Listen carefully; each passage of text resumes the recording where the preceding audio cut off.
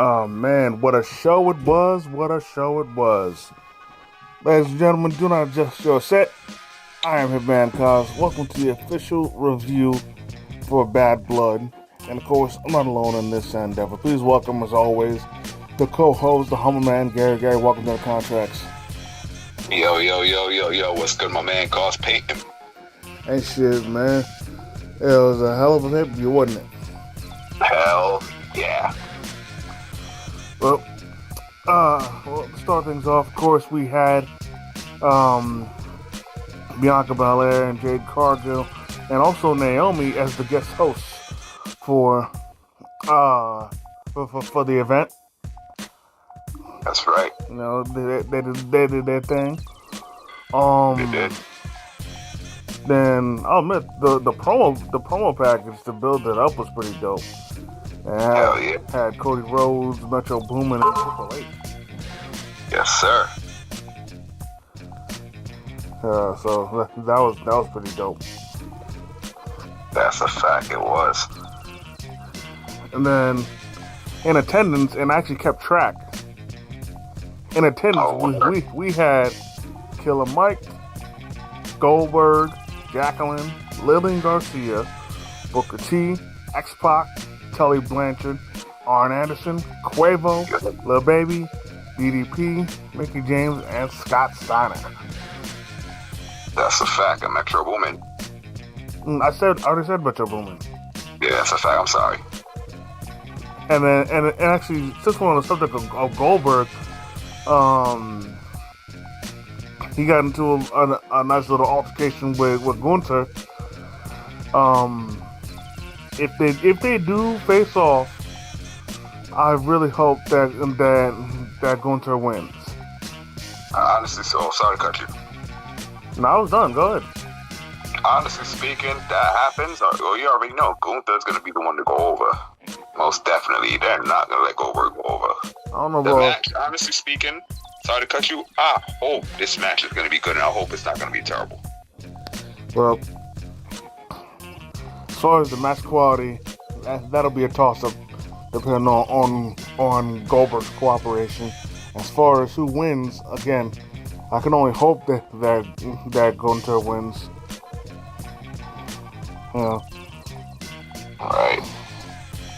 Anyways, on to the show. First up, we had, which honestly, in my opinion, should have been the main event, but CM Punk versus Drew McIntyre in a Hell in a Cell match. Yo. Again, this should have been the main event, just because of the significance behind it. No, I got you perfectly. Honestly speaking, man, that match right there was, oh my God, so great, bro. It really was. Wrong person won, though. You said wrong person won? Yep. I got you. Anyways, and in the match itself, it was great. It was the great thing about this match was that both of them got busted open. That's right. First off, Drew threw CM Punk into the cell. That's what busted Punk open. And then Punk popped Drew upside the head with a toolbox, and that opened him up. And it opened up a giant gash on the top of his head. Yeah, it did. Hell, it reminded me of the time of back when Drew was in TNA, and he was feuding with the Beatdown Clan, and he attacked them with a metal pipe, and he hit low key in the back of his head, but he wound up opening up a giant gash on behind his ear. Yeah, oh yeah, that was crazy. But the following week, low key got his receipt.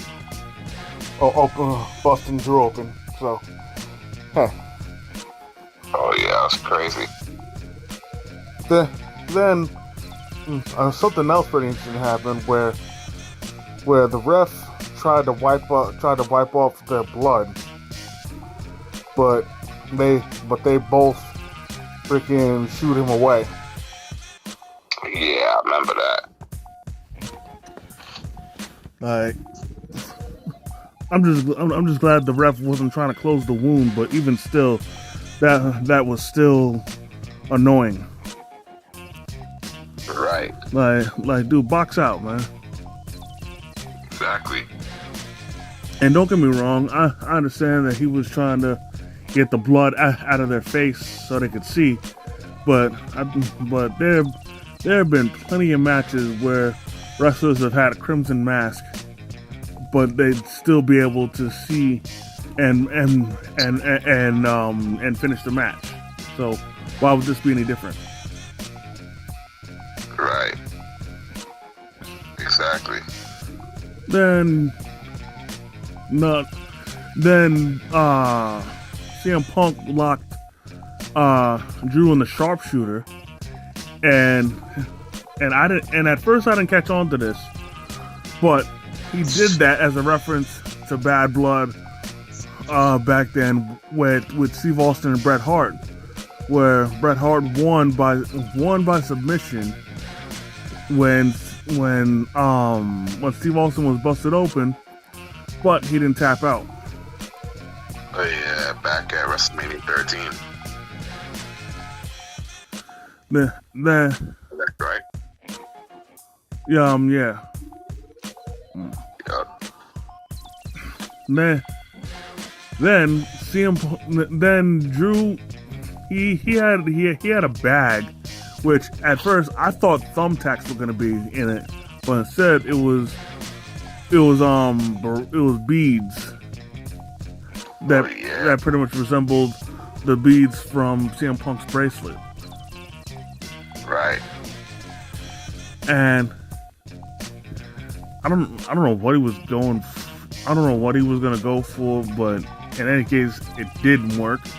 He tried to go for the Claymore, but Drew got out the way and he landed. Oh god, this was so painful to look at. He landed back first on the edge of the steel steps. My god, I know that shit hurts so bad. Word. Cause we're not talking about the steel steps period, or like the side of it or the front of it. We're talking about the edge of it, man. That's pointy, man. That's sticking into your back, man. Word, exactly. And then, but eventually that was the beginning of the end for Drew, because then CM Punk wrapped the chain that I think was on the cell around his knee, and then hit Drew with the GTS onto his chain knee for the win. And again, I still feel the wrong person won. I got you perfectly. Cause sure, Drew was Drew in a way was the aggressor in this feud, but Punk was the antagonist. Oh yeah. Anyways, moving on. We had that is correct. All what you said, and the match was crazy. Yeah. Moving on, we had Nia Jax versus Bayley for the women's title. Yeah. I mean, honestly, I don't care what nobody said. This match was pretty dope. Oh yeah, it was. I'll admit that spot they tried where Nia tried to do a Hurricanrana. Honestly, that spot could have worked, but Nia's leg slipped off of Bayley. Right. But I will give it to Bayley for still selling it. Right. And then of course, Tiffany Stratton came in and she attempted to cash in. Word. But yo, this was the craziest thing ever. As she tried to cash in, freaking Nia pulled on Undertaker and Kane and sat up. Yes. And I think it was fitting that she was wearing all red. Exactly. Yeah, because in a way, she was like Kane. But either way, she sat up, and then Tiffany had to scramble and whatnot. But the distraction did work because eventually Nia hit Bayley with a Super Samoan drop, and then finally the Annihilator. And once again, Nia is still the women's champion. I'm very, very pleased. I was hoping. First off, I was praying that she would just retain the title. That's number one, because again, with as good as a run as she's having, she deserves a nice long reign. And then, yeah, she does. Nia, she does. I think she hold it long. Yeah, and then again, Tiffany with the Money in the Bank. You know, I was hoping that she wouldn't, that she wouldn't cash in. At least not here. That was crazy. For real. Match was good. Yep. Moving on, we have Damian Priest versus Finn Balor. Now, first off, Damian had on some Scott Hall-esque gear. I'll give him some props for that. But I'll be honest, I'm not gonna mince words. I'm not even gonna talk about the match itself. It was good for what it was, but I'm pissed because Finn should have won. I'm sick of him looking so fucking weak. Literally, ever since he was forced to give up the Universal title, they've made him look so fucking weak. I'm so sick of it. When is it gonna be? When is it gonna be Finn's time to shine again?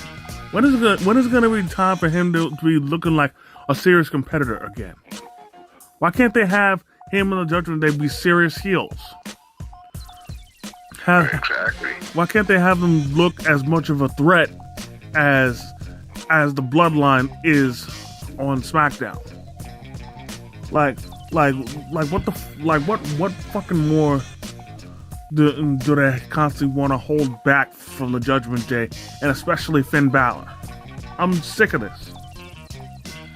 Exactly. They need to stop bullshitting with Finn Balor. Make him a more serious competitor. Give him some more clean wins, and have him look like the threat that he was upon being called up to the main roster. Exactly. Moving on. That's a fact. They really do, man. Like, they need to spin that. They need to stop treating them like that, man. Yep. Now moving on. Before we get to the next match, Triple H had a special announcement,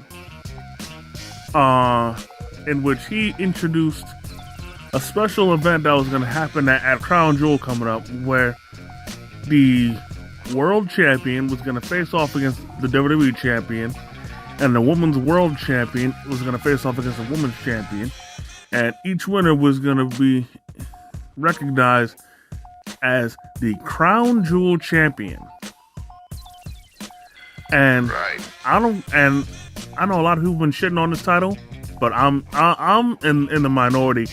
This title was fucking beautiful. Oh my god, yo. That was... What do you think of the title? I think it was good.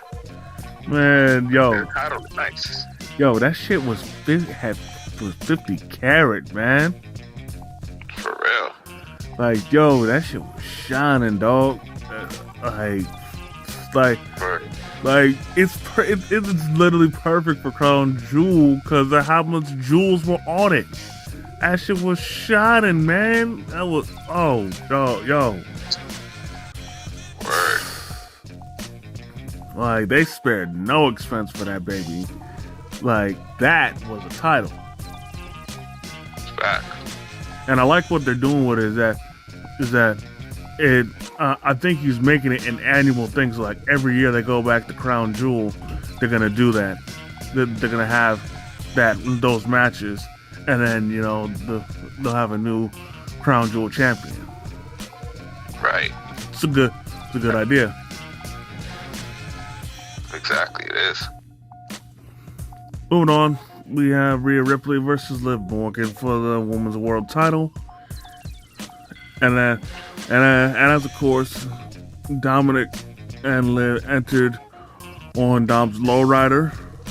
I still wish that it was Dom and Rhea in the lowrider.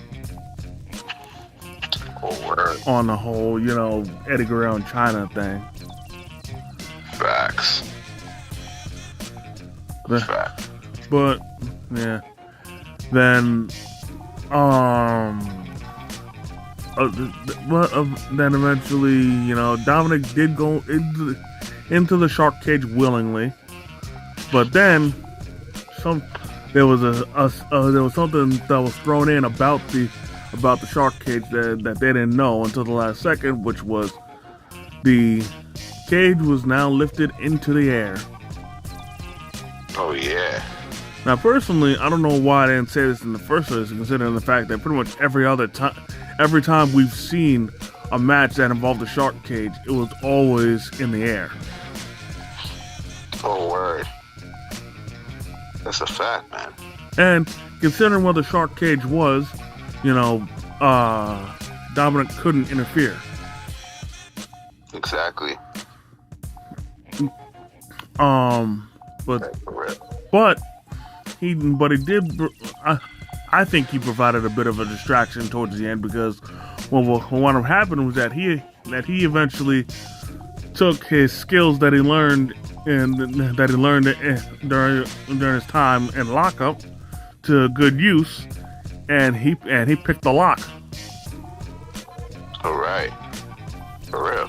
But there was a problem. He was still in the air. Oh yeah. And this wound up working against him, because his leg was on a chain. And and the thing is, he fell out of the cage and he was dangling by his leg. Now, personally, I'll admit, part of me cringed at the spot, but I cringed for Dom's safety, because that could have gone so bad with his leg dangling him like that. Like, because honestly, I thought he like, even though the spot was planned, I honestly thought that his leg was gonna get injured. Exactly. Yo, son, the way Rhea was whipping him like a pinata. That too, man. That was crazy. But unfortunately for Rhea, her fun in whacking down like a pinata didn't last long. Because then a returning Raquel Rodriguez came and attacked her. Now everybody was saying that this was botched, and I'm assuming that it was botched because I think she was supposed to do this while the ref had his back turned or something. Oh, word. Because I think what was supposed to happen was that Raquel was supposed to come in, attack Rhea, probably hit her with the Tejana bomb. Then, if the ref, then the ref would then turn around, and then Liv would pin Rhea, and then there it was. But the ref saw the whole thing and DQ'd. Oh, word. And that's crazy too. But either way, Liv is still Women's World Champion, and now the Judgment Day, at least I'm assuming the Judgment Day now has a new member in Raquel Rodriguez. Oh yeah, for real. And first off, let me take this time to say welcome back to Raquel Rodriguez, because we both have cited how bad we felt for her because of that disease she has that's pretty much derailed her whole career, you know? Exactly. Because like she was gone for like months, and then by the time she came back, she had like 2 matches, and then she was gone again for many months, and like it just was not fair. This fucking disease fucking was snatching away her career, and it just wasn't fair. So I'm just happy that she's back, and she looks to be all good, and I hope she'll be here to stay, and that disease is in the back burner, you know. Yeah, right. Moving on. Exactly. Moving on, we have Roman Reigns and Cody Rhodes versus the Bloodline. Now, now before I get on to the match, there's something I can't ignore, and I think you know what it is. I think I do. The fucking marching band. And normally I wouldn't shit on special performances, but if you're gonna have a special performance, at least do it right. Cause yo, they fucked up so badly with Cody Rhodes' theme. Cause first off, they started off playing it good, everything was going fine, but then the audio came in and they played his actual theme, but they botched it so badly. Because first off, they played the audio clip of Cody saying wrestling has more than one royal family. They played that twice, and then when his theme actually played, it was out of sync with the band. Like it was so badly out of sync. And then like the worst part of this, and I'm not blaming the band for this at all, was the band was trying to scramble and they were trying to stop and restart to try and match the song. But it was so terrible. Word. That was crazy. Now, personally, what I think they should have done, they should have pulled a John Cena from WrestleMania 24 and don't play Cody's actual theme, and just let the marching band play his whole theme as he comes out for his whole entire entrance. Right. That, like, honestly, if they would have just done that, it would have been all good. Right. That's a fact. I agree with you. Then they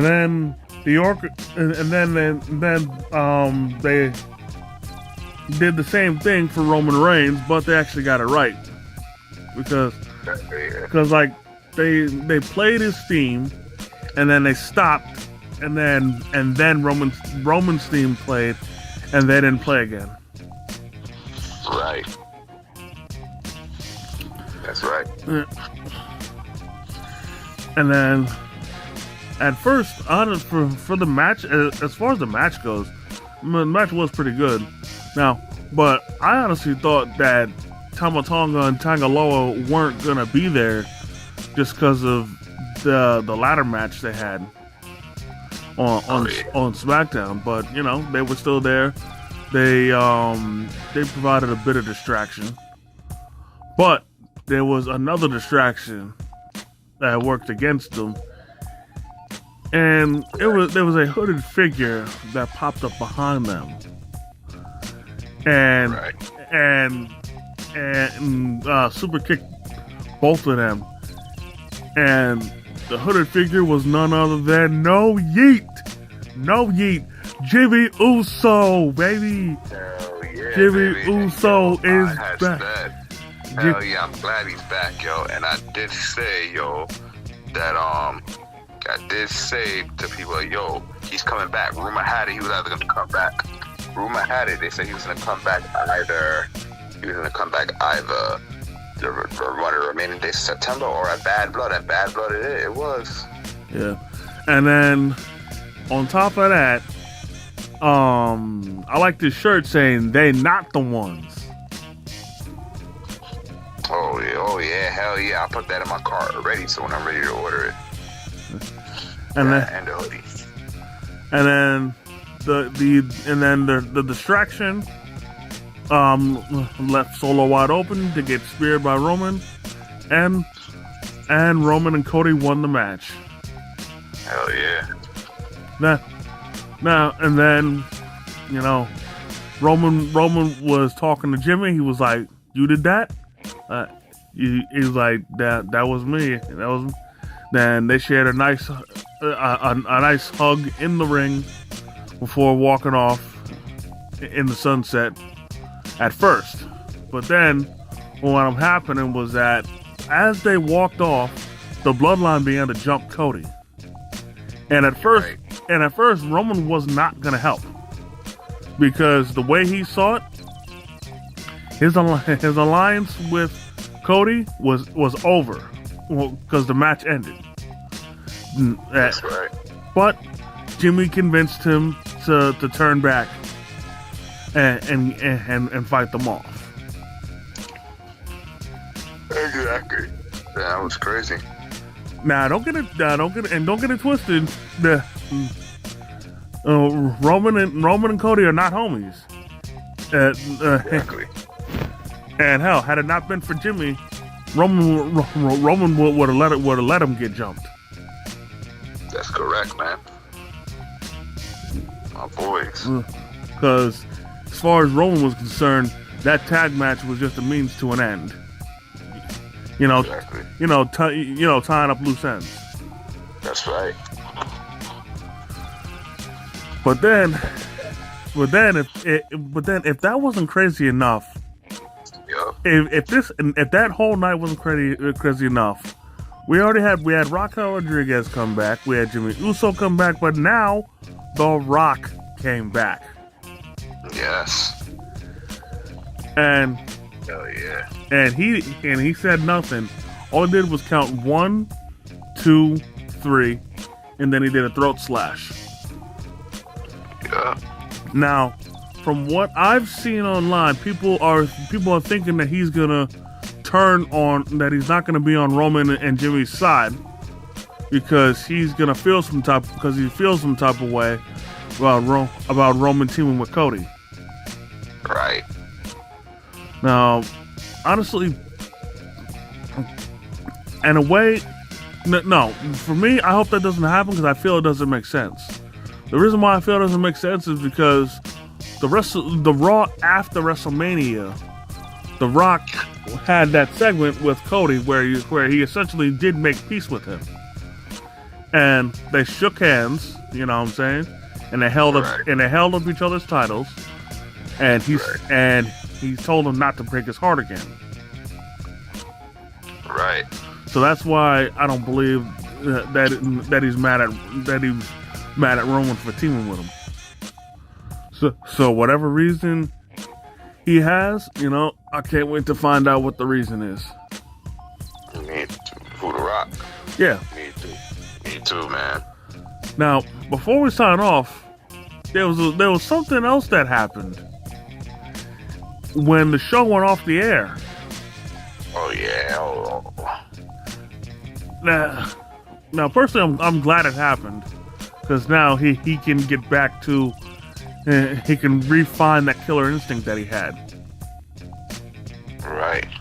And if you guys have not seen, what happened was, via security cam footage, Cody was talking to Kevin Owens, and things didn't exactly go well. And eventually, right, Kevin Owens attacked Cody Rhodes. Right.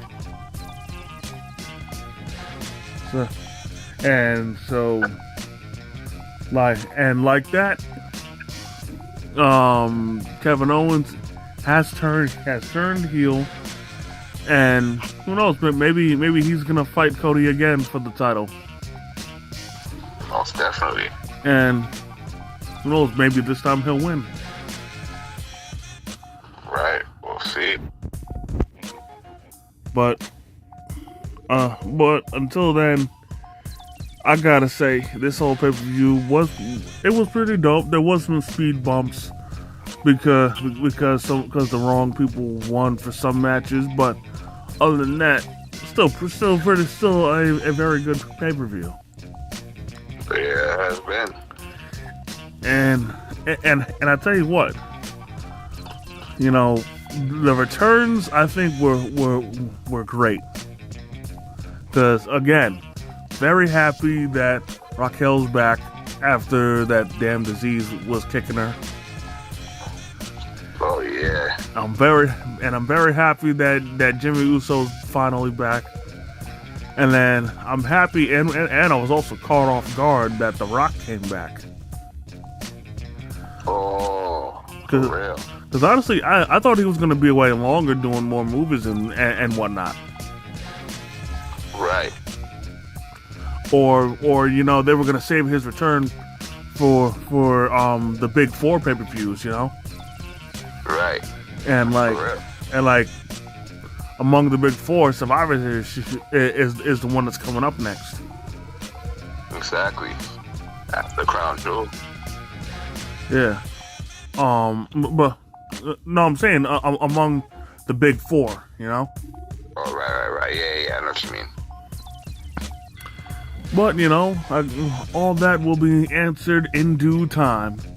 So with that being said, that's gonna do it, ladies and gentlemen. I just want to thank each and every one of y'all for taking the time out of your busy schedule to come and chill with your boys. I definitely want to thank the Humble Man, as always, for coming to the kick of his wrestling knowledge. Oh, yes, most definitely. You already know my man Cosplay, and hell yeah. And we'll be right back here. Come right back at y'all with the predictions and results for NXT Halloween Havoc, as well as WWE Crown Jewel. That's right. So if you guys enjoyed this video, go ahead and hit the like button. Comment if you feel like it. If you're new to the channel, please subscribe and hit the notification bell so you never miss a new video. And as always, Struggle Vision Productions, it's the Hitman and the Humble Man. And if you see us coming, run.